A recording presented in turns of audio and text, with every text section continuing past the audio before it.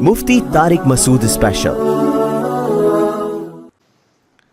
تو زیادہ نہیں کام میں ہاتھ بٹاتا، کبھی کبھار ہم بھی بٹا دیتے ہیں۔ ایک دفعہ تو میں جھاڑو لگاتا ہوا پکڑا گیا تھا، گھر کا دروازہ کھلا ہوا تھا، کوئی فیملی آ گئی اوپر، تو میرے ہاتھ میں تھی جھاڑو،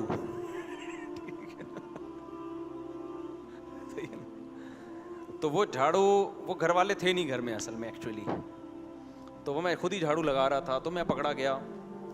تو خیر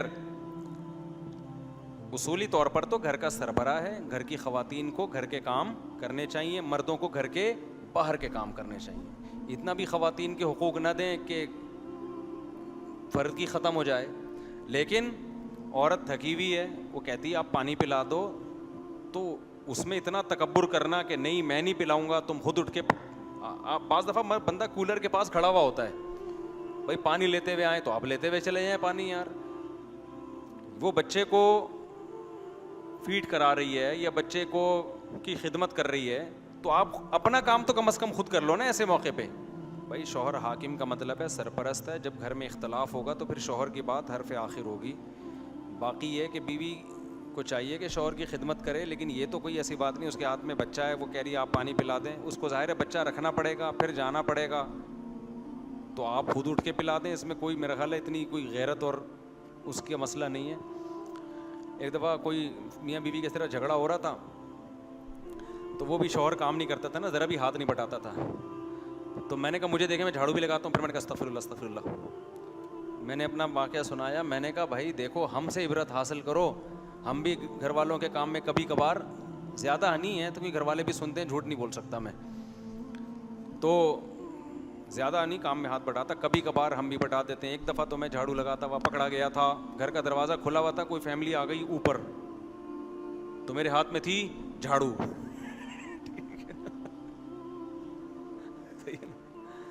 تو وہ جھاڑو وہ گھر والے تھے نہیں گھر میں اصل میں ایکچولی، تو وہ میں خود ہی جھاڑو لگا رہا تھا، تو میں پکڑا گیا۔ تو خیر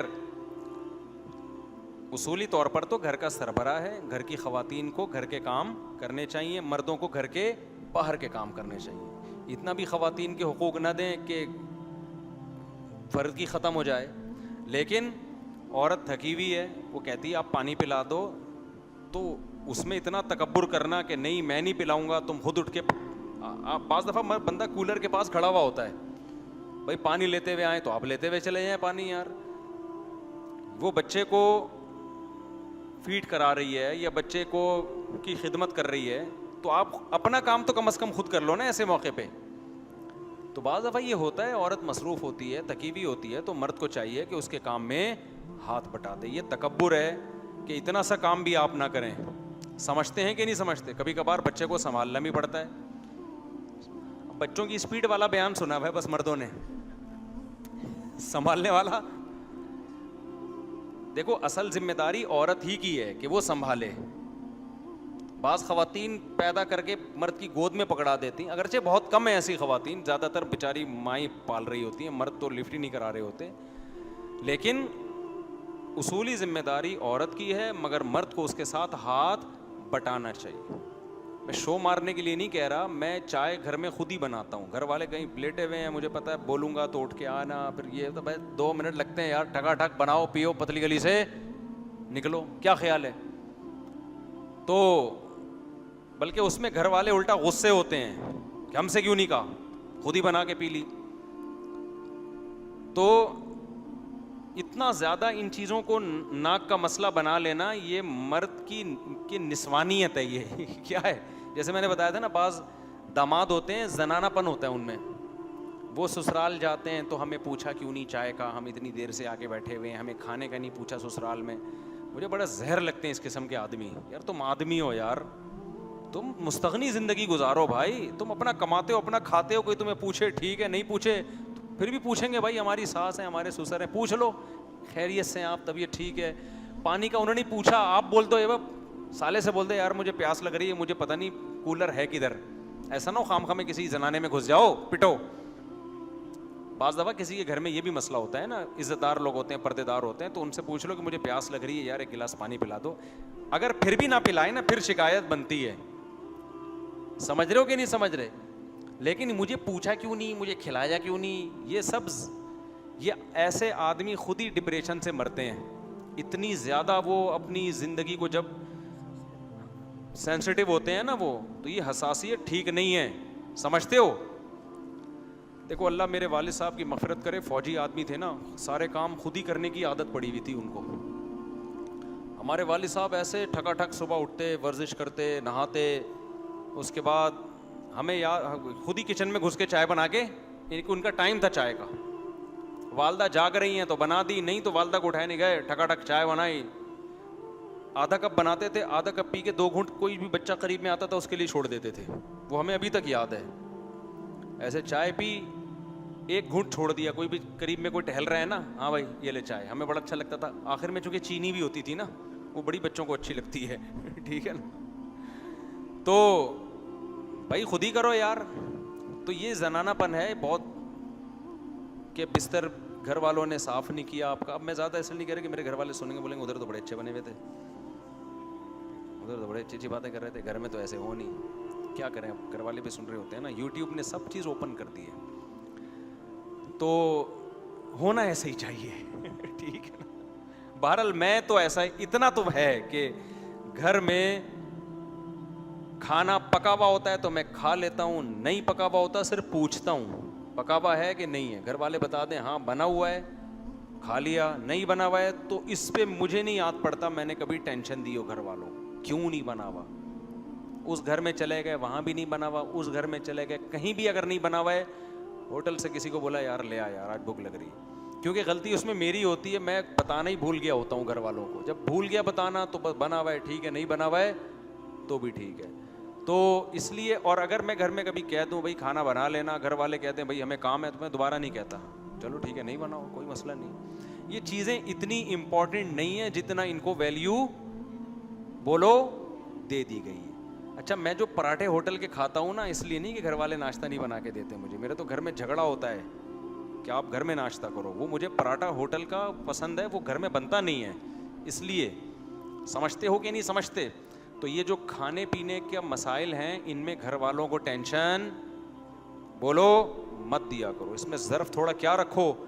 دیکھو عورت کی بنیادی ذمہ داری نسل پیدا کرنا اور نسل کو سنبھالنا ہے. یہ کام اگر وہ کر رہی ہے نا تو یہ خاندانی کام ہے. بلکہ میں تو یہاں تک کہتا ہوں, اللہ نے اگر پیسہ دیا ہے اور آپ کی بیوی نے آپ کو بچہ دے دیا, اللہ نے پیسہ دیا, اس بچے کے لیے بھی آیا رکھ لو. ایک بیگم سے بولو کہ بچے کی ٹینشن بھی اگر اللہ نے پیسہ دیا ہے تو یہ ٹینشن تمہاری نہیں ہوگی, یہ کون اٹھائے گی, ملازم رکھوں گا گھر میں اگر اللہ نے پیسہ دیا ہے. سمجھتے ہو کہ نہیں سمجھتے؟ تاکہ وہ یہ نہ کہے کہ بچے نہیں پل رہے مجھ سے, ٹھیک ہے نا. نہیں یاری بات, جن کو پیسہ نہیں پیسہ دیا تو وہ تو نہیں کر سکتے نا. یہ جن کو اللہ نے پیسہ دیا ہے وہ بیگم سے کہیں نسل مت روکو, مجھے اولاد زیادہ چاہیے. رہا مسئلہ کہ تم سے پلتے نہیں ہیں تو پلنے کے لیے میں آیا رکھ لوں گا, دائی رکھ لوں گا, ملازم. قرآن نے جگہ جگہ دائیوں کا ذکر کیا ہے. والوالدات یرضعن اولادہن حولین کاملین, مائیں اپنے بچوں کو 2 سال تک دودھ پلائیں اگر مکمل دودھ پلانا چاہتی ہیں. اور فَإِنْ أَرَادَا فِصَالًا عَنْ تَرَاضٍ مِّنْهُمَا وَتَشَاوُرٍ فَلَا جُنَاحَ عَلَيْهِمَا. وہ آیت کیا ہے دائی کے بارے میں اسپیشل. وَإِنْ وَلَا جُنَاحَ عَلَيْكُمْ أَن تَسْتَرْضِعُوا أَوْلَادَكُمْ, کوئی گناہ نہیں ہے تم بچے کو دودھ پلانے کے لیے کسی کو ملازمہ رکھ لو. قرآن ذکر کر رہا ہے. سمجھ میں نہیں آ رہی بات؟ قرآن کہہ رہا ہے اس میں بھی کوئی گناہ نہیں ہے کہ میاں بیوی آپس کی رضامندی سے دودھ پلانے کے لیے بھی کسی عورت کو رکھ لیں. اللہ کی نظر میں اس میں کوئی حرج نہیں ہے. ظاہر ہے یہ کون کرے گا؟ مالدار لوگ. آج مالدار خواتین کہتی ہیں نا ایکچولی ہم سے بچے نہیں پلتے, ہم سے اتنی ٹینشن ہے, آفس اور صبح اٹھنا بھی پڑتا ہے, اس کے لیے بہت کام ہے نا, صبح اٹھنا پڑتا ہے, ٹھیک ہے نا, اٹھنا پڑتا ہے اس کے لیے, پھر کھانا بھی ہے, پھر جو ہے وہ بیوٹی پارلر بھی جانا ہے, تو ٹائم ہی نہیں ہے. اور مفتی صاحب بیان کرتے ہیں جی نسل بڑھاؤ. تو بھائی اگر اللہ نے آپ کو اتنا پیسہ دیا, آپ کے میاں کو چاہیے نسل مت روکو. بچے دودھ پلانے کے لیے بھی کسی آیا کو رکھ لو. آپ سمجھتے ہیں عرب ایسا کرتے تھے. عرب میں جو مالدار لوگ ہیں وہ یہ کرتے تھے کہ بچہ جب پیدا ہو گیا تو گاؤں دیہات میں آیا کو دائی کے پاس. نبی صلی اللہ علیہ وسلم کو بھی تو حضرت حلیمہ نے پالا ہے نا. عرب میں رواج تھا یہ. کوئی بات نہیں بھائی, اجرت پہ اور کوئی عورت رکھ لی جائے جو اس کو فیڈ کرائے گی. بچہ تو آپ ہی کا ہے نا وہ, تو اللہ نے زیادہ پیسے دیے. یہ جو آج کل بچوں کے کوئی ہاؤس بھی کھل گئے ہیں, کیا کہتے ہیں اس کو یار, ڈے کیئر. تو ڈے کیئر میں بھی بچے پالے جا سکتے ہیں. چھوٹا بچہ ہو, تھوڑا سا بڑا ہو جائے پھر وہ اخلاق خراب ہوں گے اس کے. زیادہ ٹینشن بچے کی 2.5 سال تک ہوتی ہے, 2 سے 2.5 سال تک. قرآن بھی کہتا ہے 2.5 سال کی ٹینشن زیادہ ہے, اور حقیقت میں ہے, وہ ایک منٹ ماں بچے سے دور نہیں ہو سکتی. تو یہ 2.5 سال کے لیے مالدار مائیں کیا کریں گی, نسل مت روکیں بھائی, بچہ پیدا کر کے 2.5 سال کے لیے ڈے کیئر میں جمع کرا دیں. نہ پیدا کرنے سے بہرحال بہتر ہے, نسل روکنے سے بہتر ہے, ڈے کیئر میں جمع کرا دیں. 2.5 سال تک بچے کو تربیت کی ضرورت نہیں ہوتی, 2.5 سے 7 سال تک نہیں ہوتی. 7 سال کے بعد پھر اس کو تربیت کی ضرورت ہوتی ہے, اخلاق بگڑتے ہیں, پھر کہیں اور نہ ہو, پھر ماں باپ کے پاس رہے. اور وہ عمر ایسی ہوتی ہے کہ اس میں کوئی ٹینشن بھی نہیں. یہ تو ان لوگوں کے لیے جو بچوں کو ٹینشن سمجھتے ہیں, ورنہ حقیقت میں تو بچہ بڑا پیاری چیز ہے یار. بچہ تو انٹرٹینمنٹ کے لیے ایک ایسی زبردست کھلونا ہے آپ کے پاس کہ ماں تو زیادہ خوش ہوتی ہے بچے سے, وہ تو چھوڑتی نہیں ہے وہ تو ہمیں فیملی پلاننگ والوں نے الو بنا دیا, لیکن چلو الو بنی گئے ہیں. نبی صلی اللہ علیہ وسلم کے دور میں تو دائی جو حضرت حلیمہ کو دیا گیا, یا اس دور میں گاؤں میں, وہ تو بچے کی صحت کی وجہ سے, کہ دیہات میں رہے گا بچہ تو زبان خالص سیکھے گا اور صحت اچھی ہوگی, یہ نیت ہوتی تھی. اچھا بھائی, تو ان کے میاں کو چاہیے بھائی گھر کے کام کاج کیا کرو, بیگم کا ہاتھ بٹایا کرو. حدیث میں نبی صلی اللہ علیہ وسلم گھر والوں کے ساتھ کاموں میں ہاتھ بٹایا کرتے تھے, سمجھتے ہو. اور اس میں تکبر کرنا یہ ٹھیک نہیں ہے, بری بات ہے. ایک اور واقعہ بڑا دلچسپ ہے. آج ہمارے دینداروں کا ظرف اس معاملے میں بڑا چھوٹا ہو گیا ہے. ایک صحابی تھے, انہوں نے, وہ کیا تھے کہ جب سفر میں نا, تو سفر میں مکہ کی طرف, جب فتح مکہ کے موقع پہ سفر تھا, تو ظاہر قافلوں میں عورتیں بھی تھیں. تو ایک صحابی تھے, وہ کہیں خواتین بیٹھی ہوئی تھیں, تو انہیں کیا دل میں خیال آیا, نہا دھو کے تیار ہو کے نا بالکل زبردست خواتین میں جا کے بیٹھ گئے. ایک انسان کو ہوتا ہے عورت کو دیکھ کے کہ یار میں ذرا ان کے سامنے اچھا لگوں. تو رسول اللہ صلی اللہ علیہ وسلم نے ان کو دیکھ لیا اور پوچھا کہ آپ یہاں کیا کر رہے ہیں. ان کو بڑی شرمندگی ہوئی کہ بھائی خواتین میں میرا کوئی کام ہے نہیں. تو وہ شرم کی وجہ سے نا وہاں سے غائب ہو گئے, اور کہتے ہیں کہ میں پھر نبی کے سامنے کبھی نہیں آیا شرم کی وجہ سے. مجھے بڑی شرم آئی نا کہ بھائی یہ مرد ہوں اور خواتین میں, اور ظاہر ہے ان کی ایک انسان پہ بعض دفعہ خواہش کا غلبہ آ جاتا ہے کہ وہ کہتا ہے یار میں تھوڑا سا لیڈیز میں کیا لگوں, اچھا لگوں. یہ چھوٹی موٹی خطائیں صحابہ سے بھی ہوئی ہیں. اب ان کو غیرت تھی نا, نبی سے آنکھ ملاتے ہوئے شرم آ رہی ہے کہ بھائی کیا بولیں گے, تم مرد ہو اور خواتین میں کیوں بیٹھے ہوئے تھے تم. آج کل کے کیا اب بتاؤ, آج کل کا مرد میں غیرت ہی ختم ہو گئی نا. بیوٹی پارلر میں مرد لیڈیز کو تیار کر رہا ہے, اور پھر یوٹیوب پہ اپنی ویڈیوز بھی ڈال رہے ہیں. یار آپ کے دوست نہیں کچھ آپ کو کہتے ہیں بھائی تو کیا کام کر رہا ہے یار, تو کچھ اور کر لے بھائی, کچھ اور کام کر لے. یہ لڑکیوں پہ جچتا ہے کہ بیوٹی پارلر اور میک اپ شیک اپ, تم مرد ہو کے عورتوں کو تیار کر رہے ہو. اصل غیرت جب ختم ہو جائے نا, تو غیرت کی کوئی ایسی لیب نہیں ہے جس میں غیرت کو ٹریس کیا جا سکے, یہ محسوس کرنے کی چیز ہے. تو آپ لوگ نیچے کمنٹس کیا کریں کہ بھائی آپ کیا کر رہے ہو یار, اللہ نے آپ کو آدمی بنایا ہے, کوئی آدمیوں والے کام کر یار, آدمیوں کا بیوٹی پارلر کھول لے بھائی. تو خواتین پہ تو ہمیں حیرانگی ہو ہی رہی ہے کہ مردوں سے اپنے آپ کو تیار کیسے کروا رہی ہے, لیکن مجھے زیادہ حیرانگی اس مرد پہ ہوتی ہے. دیکھو زنا کرنا ایک الگ چیز ہے, بدکاری کرنا الگ چیز ہے, وہ بھی بڑا جرم ہے, لیکن کھلے عام آپ لیڈیز کو تیار کر رہے ہو, اور یہ آپ کا پیشہ ہے. یہ آپ بتا رہے ہو کہ میں مرد نہیں ہوں, ورنہ عورت ڈرتی ہے آپ کے پاس بیٹھتے ہوئے. اچھا میں نے کسی سے پوچھا کہ یار یہ بیوٹی پارلر میں اتنی عورتیں جا رہی ہیں, مرد تیار کر رہے ہیں ان کو, تو ان عورتوں کو ڈر نہیں لگتا کہ اس آدمی کی نیت خراب ہو گئی؟ انہوں نے کہا یہ بندے چھکے ہو جاتے ہیں بالکل نا. یہ آدمی کیا ہو جاتے ہیں, عورت کو تو ڈر لگتا ہے کسی بندے کے ساتھ بیٹھتے ہوئے, اور یہ آدمی کے آدمی ہونے کی دلیل ہے, ڈرے وہ. صحیح ہے, سمجھ میں آ رہی ہو, اس کو خوف پیدا ہو گیا بھائی یہ بندہ ہے. تو یہ کس طرح کا سیٹ اپ چل رہا ہے یار, تم کدھر کو جا رہے ہو یار, کچھ اور کر لے میرے بھائی, تو بیسیوں قسم کے رزق کے کمانے کے ذریعے ہیں. بری حرکت ہے یہ مردوں کو, کیونکہ اب نہیں بولو نا تو یہ چیز پھر سوسائٹی میں پھیل رہی ہے. بہت سے نوجوان دیکھتے ہیں کہ وہ یوٹیوب پہ کھلے عام لڑکیوں کو تیار کر رہا ہے, تو یار ہم بھی ایک کیا کھولیں گے, بیوٹی پارلر کھولیں گے. لیکن اگر سوسائٹی میں اس کے خلاف احتجاج ہوتا رہے تو مرد کو شرم آئے گی, بھائی یہ تو سوسائٹی میں ذلیل ہو گیا ہے, ہم نے اپنے آپ کو ذلیل نہیں کرنا ہے. اس لیے میں تھوڑا سا آپ کو موٹیویٹ کر رہا ہوں کہ کچھ تو نیچے کمنٹس کیا کرو نیگیٹو, کیا بھائی تو بندوں والے کام کر, کیا کر رہے تو یہ آدمیوں پہ سوٹ نہیں کرتی یہ چیزیں, سمجھتے ہو کہ نہیں سمجھتے ہو. تو عورت سے زیادہ نا مرد کو غیرت دلانے کی ضرورت ہے. اچھا خیر, تو وہ صحابی بیٹھے تو نبی صلی اللہ علیہ وسلم کو, اب وہ ان کو شرم آ رہی ہے نبی سے. جب یہ نبی صلی اللہ علیہ وسلم واپس مدینہ آئے تو یہ جو صحابی تھے نا, یہ نبی صلی اللہ علیہ وسلم کا گزر ہوا تو انہوں نے فوراً نماز کی نیت باندھ لی. غیرت تھی نا صحابی رسول میں, غیرت تھی کہ بھائی شرم آ رہی ہے کہ لوگ کیا کہیں گے, کہ بھائی میں خواتین میں جا کے اور تیار ہو کے بال وال بنا کے نا سیٹ ہو کے بیٹھ. اب ان کو شرم آ رہی ہے پیغمبر سے, اپنی غلطی کا احساس ہو گیا تھا ان کو, غیرت تھی تو احساس کیا ہو گیا ان کو, بھائی مجھے نہیں کرنا چاہیے تھا ایسا. تو رسول اللہ صلی اللہ علیہ وسلم کے بھی کتنے پیارے اخلاق تھے, کتنا بڑا ظرف تھا. نبی نے یہ نہیں کیا کہ اسی موقع پہ آؤں گے کہ یہ تو بالکل اسلام سے خارج ہو گئے ہیں, ان میں تو غیرت ختم ہو گئی ہے, اب یہ کیا تلوار اٹھائیں گے, جہاد کیا کریں گے. نہیں بھائی, ان کو پتا تھا, آپ صلی اللہ علیہ وسلم کو پتا تھا ان کے دل میں اللہ اس کے رسول کی محبت ہے, آخرت کی محبت. یہی ہے, شیطان نے وقتی طور پر ایک ورغلایا اور ایک مسٹیک بولو ہو گئی, اور وہ مسٹیک بھی کی بیس بھی کوئی غلط نہیں تھی, بذات خود ایک مردانگی تھی. تو مرد کی اللہ نے ایک عورت کی طرف اٹریکشن رکھی ہے, لیکن اس کا ایک جائز طریقہ رکھا ہے, ایک ناجائز طریقہ ہے.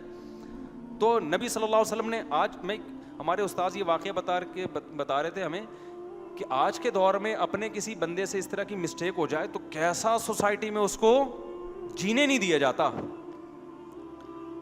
اسلام دیکھتا ہے کہ بھائی اپنوں سے غلطی ہو رہی ہے تو وہ اپنائیت سے فوراً نکل نہیں جاتے, اور غیروں میں دو چار خوبیاں آ جائیں تو اپنے نہیں بن جاتے وہ.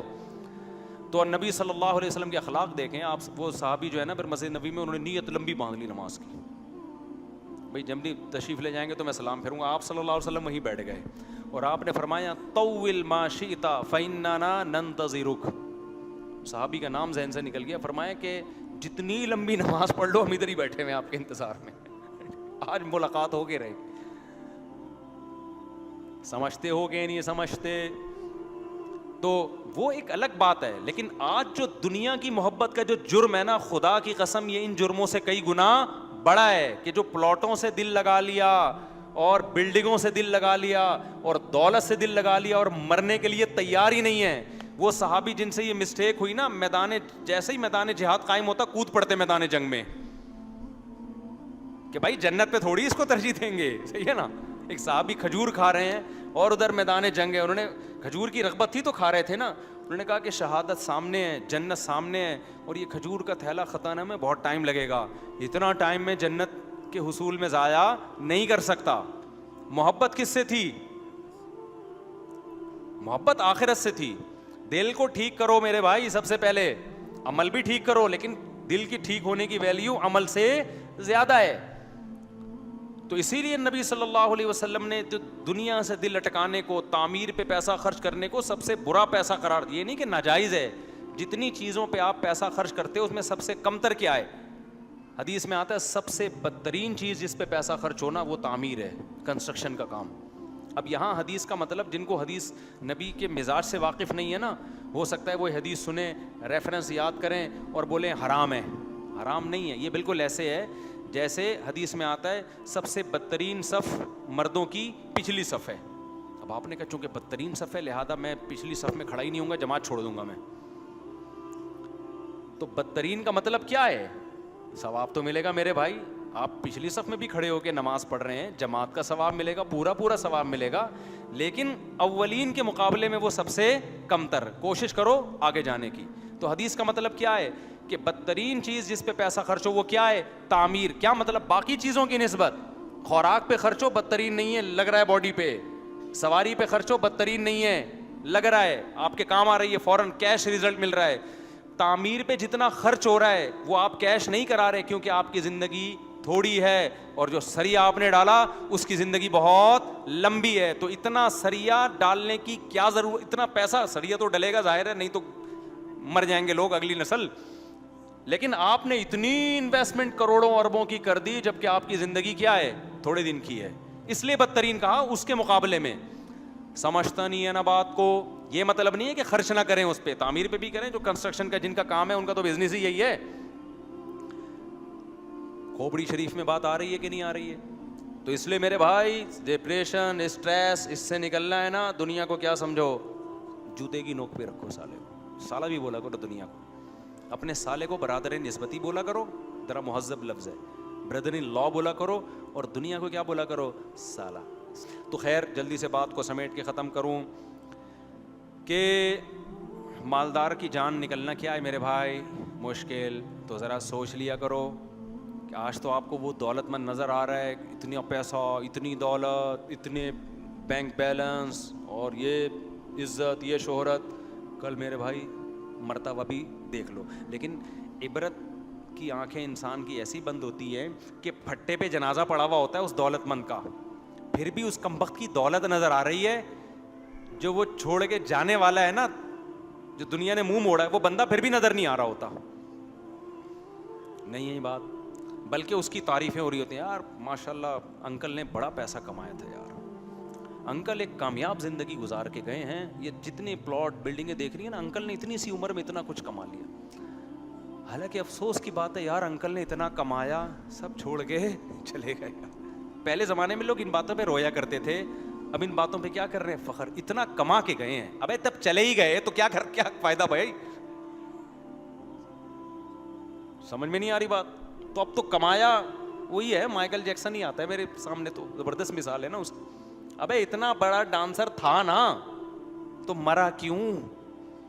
مجھ سے تو مائیکل جیکسن قیامت میں ملے گا, میں سب سے پہلے تو مرا کیوں, مجھے یہ بتا. تو جب اتنا ساری دنیا سے پوچھو, سب کہہ رہے ہیں مائیکل جیکسن کامیاب تھا. جس سے پوچھو, امریکن سے پوچھو, کہہ رہے ہیں سکسیسفل آدمی تھا. موٹیویشنل اسپیکر سے پوچھو, بولے اسٹرگل کی اور عزت بھی حاصل کی, شہرت بھی حاصل کی, اور صحت بھی ایسی خاندانی کہ میں اور آپ اس صحت کا تصور نہیں کر سکتے. تین ہی چیزیں ہوتی ہیں, عزت, شہرت, صحت, تینوں چیزیں مل گئیں, کامیاب. موٹیویشنل اسپیکر سے پوچھو, بھائی مائیکل جیکسن کامیاب. 7 کامیاب آدمیوں کی علامتیں ساری کی ساری کس میں پائی جاتی تھیں, مائیکل جیکسن میں. کتاب ہے نا 7 کامیاب لوگوں کی علامتیں, وہ ساری کس میں تھیں بھائی. اب 7 ہیں, 14 ہو گئی ہیں. کتابیں تو نئی چھپتی رہتی ہیں نا. تم بتاؤ یار واسطے, تم یونیورسٹی پڑھتے ہو ہیں, 7 ہی ہیں نا کامیاب لوگوں کی. 7 کامیاب لوگوں کی نہیں, سوری, کامیاب لوگوں کی 7 علامت. 7 انگلش انگریز کہتا ہے کہ 7 ایسی صفات ہیں جو ہر کامیاب آدمی میں وہ 7 صفات ہوتی ہیں, تو اس بیس پہ وہ کیا ہوتا ہے. تو مائیکل جیکسن میں گریبیاں بھی تھیں کچھ 7 کے علاوہ, 7 تو تھیں اس کے علاوہ. تو انگریزوں سے پوچھو گے کامیاب, رشین سے پوچھو گے کامیاب, جیپنیز سے پوچھو گے بولیں گے کامیاب آدمی, مجھ سے پوچھو گے میں بولوں کامیاب تھا تو مرا کیوں ہے. کامیاب تھا تو مرا تو یار کیا ہو گیا, اب تو ختم نا سب. اتنی اسٹرگل, اتنی محنت کے بعد اتنا بڑا شو ہونے والا تھا, وہ تو قدرت ہونے دیتی. آخری شو مجھے یاد ہے 2009 میں ہمارے دوست, ہمیں 2007 تھا پتہ نہیں 9 تھا, دوست ہمیں بتاتے تھے مفتی صاحب مائیکل جیکسن کا بہت بڑا شو ہونے والا ہے, کروڑوں اربوں روپے کے ٹکٹ بک گئے. اور ایسے دوست احباب نا بتا رہے ہوتے تھے. اگلے دن میرے دوست ہیں یہاں, سلمان ہیں ہماری پرانی دوست, نے بتایا مجھ سے صاحب مائیکل جیکسن کا انا للہ ہو گیا. میں نے کہا اچھا, کہہ رہے ہاں وہ. میں نے کہا کیسے, کوئی مرڈر ہوا ہوگا, کیونکہ اتنا صحت مند آدمی ڈاکٹروں کی ٹیم لے کے گھوم رہا ہے, گردے شاپروں میں ڈال کے گھوم رہا ہے کہ میرا یہ والا گردہ خراب ہو گیا تو وسیم کا گردہ لگا دو, فلانے کا گردہ لگا دو. پتے میں پتھری پر گورنمنٹ کی طرف سے پابندی تھی مائیکل جیکسن کے, جو ہمیں یعنی ہم تو اپنے الفاظ میں تعبیر کر رہے ہیں نا. چھینکنے پر پابندی, چھینکے گا ڈاکٹروں سے سوال ہوگا قیامت کے دن, کیونکہ اتنے پیسے تمہیں دے رہا ہے تو چھینک کیوں آ رہی ہے. قیامت کے دن بھی سوال ہوگا نا, کیونکہ ڈاکٹر تو پیسے لے رہے ہیں نا. آخرت میں اللہ بھی تو پوچھے گا نا کہ تم نے پیسے کس بات کے لیے. یہ والے سوال تو ہر ایک سے ہوں گے نا, دنیا میں بھی ہوگا. تو وہ سلمان ہمارے دوست ہیں, انہوں نے آ کے بتایا کہ صاحب انا للہ ہو گیا. انگریزوں کا انا للہ, ہمارا والا نہیں. تو میں نے کہا یار یہ کیا مرڈر ہوا ہے کہ نہیں؟ ویسے ہی وہ رات کو سوئے تھے تو صبح نہیں اٹھے. میں نے کہا کوئی وجہ تو ہوگی میرے بھائی, اے سی بند ہو گیا تھا, جنریٹر کھلا رہ گیا تھا. ہمارے یہاں تو یہی ہوتا ہے نا, جنریٹر کھلا رہ گیا, گیس بھر گئی. ہمارے یہاں بہت سارے لوگ اس طرح مرے ہیں, اچھے بھلے صحت مند, جنریٹر کھلا رہ گیا تھا اس وجہ سے, یا کوئی زلزلہ آیا تھا, چھت گر گئی تھی, کیا ہوا کیا تھا؟ انہوں نے کہا پتہ ہی نہیں چل رہا ہوا کیا. میں نے کہا ڈاکٹر چھٹی پہ تھے اس دن؟ نہیں بھائی ڈاکٹر بھی چھٹی پہ نہیں تھے, سویا ہے, پولیس سے بھی نہیں اٹھا. تو مجھے مائیکل جیکسن سے کچھ نہیں ہے بھائی, ہمیں تو اپنا نہیں پتا آخرت میں ہمارا کیا ہوگا. کوئی شو نہیں مار رہے, ہمیں کیا پتا ہمارا کیا ہوگا آخرت میں. آج یہاں ممبر پہ بیٹھ کے بڑی بڑی باتیں کر رہے ہیں. میرا مقصد تو اپنے آپ کو بھی سمجھانا ہے اور آپ کو بھی سمجھانا. دنیا خدا کی قسم دل لگانے کی جگہ نہیں ہے. اس سے بڑا احمق اور گدھا دنیا میں پیدا نہیں ہوا جو ان دیواروں اینٹوں سے دل لگاتا ہے.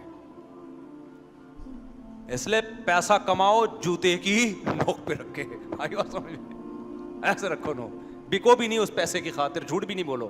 بولا یار ہم اس کو تو جوتے کی نوک پہ رکھتے ہیں, لہذا جھوٹ بھی نہیں بولیں گے پیسہ کمانے کے لیے. کیا خیال ہے بھائی؟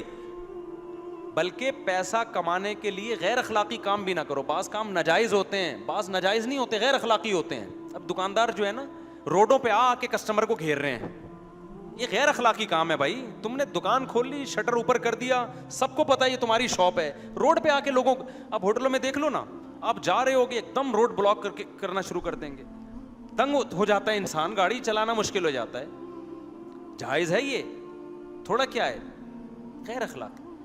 تو ایسے موقع پہ ہوٹل کو کوئی مالک کو چاہیے بھائی, ہم نے ہوٹل کھول لیا, بورڈ لگا لیا, یہاں ہمارے یہاں بہترین بکرے دستیاب ہیں, نہاری دستیاب ہے, جو بھی ہے پبلسٹی کریں, پیسہ لگائیں ایڈورٹائزمنٹ پہ. اس کے بعد آپ بندہ آ جائے ٹھیک ہے, نہیں آئے, پیسہ زیادہ نہیں آ رہا تو لوگ بولے یار جاؤ لوگوں کے گھر جا کے ان کو نکال کے لاؤ. آپ بولو یار ہم یہ کام ہم نہیں کرے گا, عزت کے ساتھ کمائیں گے. لوگ کہیں گے پھر پیسہ نہیں آئے گا. بولو پیسہ ہماری جوتے کی بولو نوک پہ. ہائے ہائے ہائے ہائے ہائے, اللہ کرے یہ کھوپڑی میں یہ باتیں آ جائیں. بولے پیسہ ہمارے کس پہ ہے؟ جوتے کی نوک. آ گیا ٹھیک ہے, نہیں تو بھاڑ میں جائے, کیا کرنا ہے کما کے, روٹی تو مل رہی ہے نا. سمجھتے ہو کہ نہیں سمجھتے؟ تو کمپٹیشن ہے جس کی وجہ سے انسان کس میں جا رہا ہے, اسٹریس میں, ڈپریشن میں. اس کمپٹیشن کو کیا کرو, ختم. دوسروں کی دولت دیکھو ہی نہیں بھائی, اس نے کتنا کما لیا. آپ بولو یار اللہ نے مجھے میری اوقات سے زیادہ نہیں بلکہ بہت زیادہ دیا ہے. یار ہم تو یاد ہے ہمیں اپنا زمانہ, اپنے مسائل بتانے نہیں چاہیے انسان کو, ٹھیک ہے نا. لوگ کہتے ہیں اپنی باتیں شروع کر دیتے, مولوی صاحب ہم تو جب مدرسے سے فارغ ہوئے ہماری اتنی تھوڑی سی تنخواہ تھی, اس میں پہلی شادی نہیں جچتی تھی, 2 کی تو بات بھی کرتا ہوا آدمی اچھا نہیں لگتا تھا. ہم 4 کی باتیں کر رہے تھے اس وقت, اور اتنی خوش زندگی. لوگ میرے سے میری تنخواہ پوچھتے تھے. ایک دن ایک صاحب میرے گھر میں آئے, ان دنوں میں بڑے دولت مند تھے, دوستی تھی میری, تو وہ کوئی کام تھا نا گھر میں مینٹیننس وغیرہ کا. جب وہ آئے تو انہوں نے میرا گھر دیکھا, اتنا چھوٹے 2 کمرے. یہ بات پرانی بات ہے. وہ جو تھے نا وہ میرے گھر آیا, بولے یار مفتی صاحب اتنے چھوٹے 2 کمرے آپ کے گھر کے میں گزارا. اور بچے کتنے تھے ٹوٹل, کتنے تھے؟ تو بچوں کی ان اہلیہ سے میرے 5 بچے, 3 میرے 2 جہیز والے, 5 بچے اس گھر میں رہ رہے تھے. جب اس نے کہا نا کہ یار اتنے چھوٹے گھر اور اتنا سا کچن, اتنا سا واش روم کیسے گزارا, تو اس کے بتانے کے بعد مجھے تھوڑا سا ہلکا سا وہم ہوا کہ چھوٹا گھر ہے, ورنہ خدا کی قسم میں یہ سمجھ رہا تھا میری یہ اوقات نہیں ہے. اب آپ یہ نہ سمجھو کہ ہم کوئی غریبوں کے خاندان میں پیدا ہوئے ہیں, صحیح ہے نا. ممکن ہے کسی کے ذہن میں آئے کہ اصل میں غریبوں کے خاندان میں پیدا ہوئے تو وہ ظاہر ہے وہ جھگیوں سے نکل کے شاید. تو مجھے یاد ہے ہمارے حضرت نے تربیت ایسی کر دی تھی, میری ہوئی نہیں ہوئی لیکن ان کی باتیں ایسی تھی. ہمیں وہ 2 چھوٹے لگ رہے تھے, میری اوقات سے کیا ہیں. تو میں نے کہا یہ کیسی باتیں کر رہا ہے یار, اور اس کا اتنا بڑا گھر. تو میرے ذہن میں یہ آیا کہ اللہ کا کتنا بڑا فضل ہے, اللہ نے مجھے اس جیسا نہیں بنایا. اللہ نے مجھے اس جیسا, اب وہ دوست کو پتہ نہیں چلے گا پرانا قصہ ہے کہ اللہ کا شکر ہے اللہ نے مجھے اس جیسا نہیں. اتنے بڑے گھر میں رہ رہا ہے پھر بھی خوش نہیں ہے. اور ہمارا اتنا چھوٹے چھوٹے سے 2 کمرے تھے, اور مجھے یہ تھا کہ 5 بچے کے الحمدللہ 2 سوتیلے بھی رہ رہے ہیں اس میں, سمجھ رہے ہو نا. تو میرے ذہن میں تھا کہ جو ہے کیا نام ہے, ایک کمرہ بچوں کے لیے ہو گیا, ایک گھر والوں کے لیے ہو گیا, اور کیا چاہیے یار, 2 ایک ایکسٹرا کمرہ بچوں کے لیے اللہ نے الگ سے دے دیا. ہمیں تو اس پہ خوشی ہو رہی تھی, دل سے کہہ رہا ہوں, یعنی اوپر اوپر سے نہیں کہہ رہا. اور میں اس وقت نظر بد سے بچنے کی دعائیں پڑھتا تھا کہ اللہ مجھے نظر بد سے بچائے یار, اللہ نے مجھے اتنا دے دیا. نہیں آئی بات سمجھ میں, کیونکہ میں کہتا تھا یار لوگوں کی تو ایک ایک بیوی ہے, میری کتنی ہے ٹوٹل 2 ہیں. سمجھ رہے ہو نا, ٹوٹل 2, اور دونوں کی رہائش کا بندوبست اللہ نے دے دیا. اتنا خوش تھا میں, اب بھی ہوں الحمدللہ. پہلے بھی, اب تو خیر بہت پہلے سے, وہ 12 کروڑ والی بات تو غلط ہے, لیکن پہلے سے کافی بہتر حالات ہو گئے. سمجھتا نہیں ہے نا بات کو. تو ہم تو بھائی دیکھتے ہی نہیں تھے. آپ کہہ سکتے ہیں اصل میں شہرت تو تھی نا, اس وقت تو شہرت بھی نہیں تھی میرے بھائی اس وقت تو. اچھا پھر ہم شادی بھی ایسے موقع پہ کر رہے ہیں کہ یار اور بچے آ جائیں, بچے بھی نہیں ہم نے روکے. ہم نے کہا یار جب بڑے ہوں گے تو اللہ, جب ابھی انتظام کیا تو وہی ہو گیا. جیسے جیسے بچے بڑے ہوتے گئے اللہ نے گھر کا بھی سائز بھی کیا کر دیا, بڑا کر دیا. تو یہ تو خود بخود ہوتا ہے ساری چیزیں. تو حضرت کے بچے جب بڑے ہو گئے تو حضرت کہتے ہیں ان کی شادیوں کی عمر ہوئی, تو حضرت کہتے ہیں میں نے سوچا کہ اب ان کی شادیاں بھی کرنی ہیں. دیکھو پیسے ہیں نہیں اور بچوں کی شادیاں بھی کر رہے. یہ جو بیٹھا ہوا ہے نا سامنے ہمارا بھانجا واسے, تمہارے بڑے بھائی کا نام کیا ہے, رافع. 8 سال اس کو فارغ ہونے میں لگیں گے, اس کے بعد عالم بنے گا, پھر مفتی بنے گا, اس کے بعد کہیں کمانے کی سوچے گا. ابھی سے اس کے ابا نے اس کی شادی اپنے خرچے پہ کر دی ہے. نہیں آئی بات سمجھ میں. کیوں؟ کیونکہ ان کے ابا اور میں جو ہے نا ایک ہی ساتھ پلے بڑے ہیں, ایک ہی شیخ سے بیعت ہوئے تھے, دونوں ایک ہی دن میں.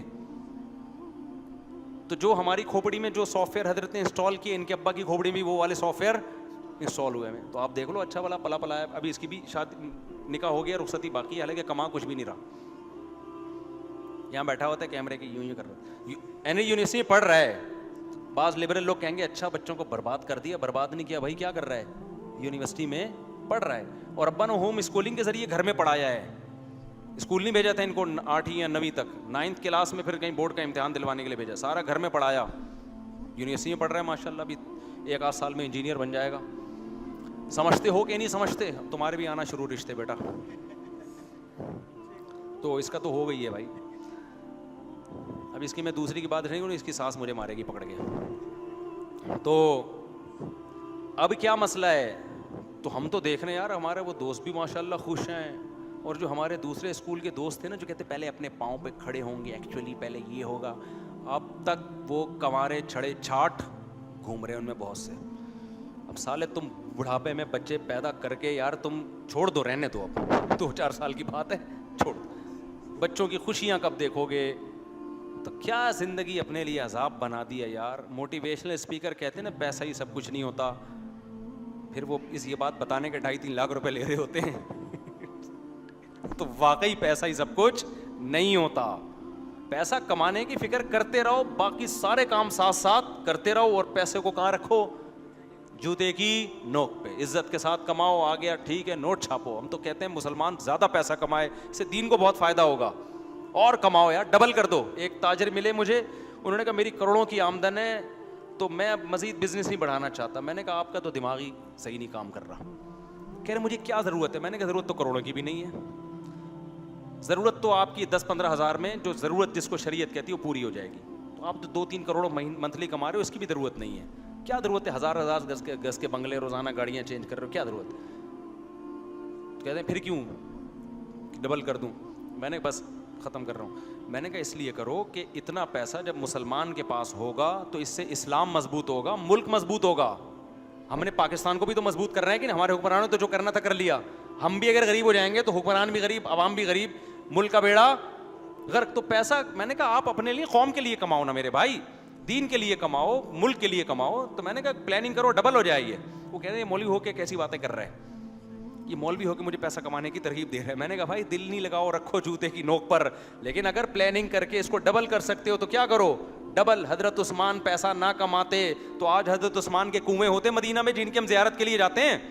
کتنا ثواب کما لیا یار حضرت عثمان نے.